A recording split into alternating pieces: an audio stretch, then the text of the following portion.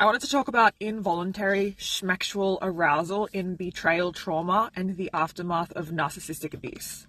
This is your trigger warning, and I'm going to shmish my words because I don't want this video to get flagged and taken down.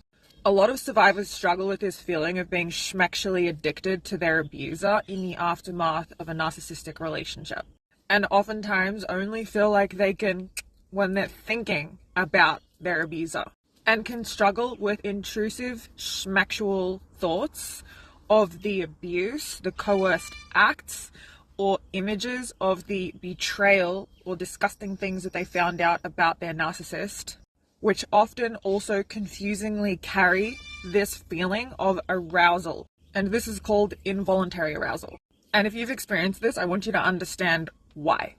Our brains can actually miswire as a coping mechanism and respond as though they are aroused to fear, danger, and coercive dynamics, particularly in confusing and boundary-crossing scenarios, which narcissists love to put their victims in. And you can actually respond as though you feel this physical desire, despite the fact that your mind feels fear, disgust, shame, or sadness. And our brain can kind of rewire to misperceive the shame, the threat, the disgust, the fear with being turned on. And this is where people can have really confusing, intrusive, schmexual thoughts or memories that physically disgust them and make them feel sick, but at the same time can only, while thinking about them, because the brain's pathways have been rewired under threat, under duress, in order to survive the betrayal, the coercion, the abuse. And here's the thing that you need to understand.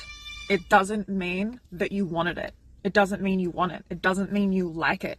It is a threat and trauma adaptation designed to try to keep you safe.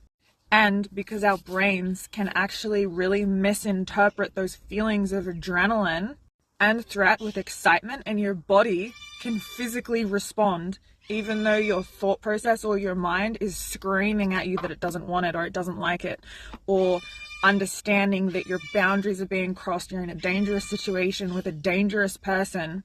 And so if you're experiencing this, it is a common phenomena that happens. It doesn't get talked about enough because people are uncomfortable with the topic. But there's nothing wrong with you, and the good news is this can be rewired.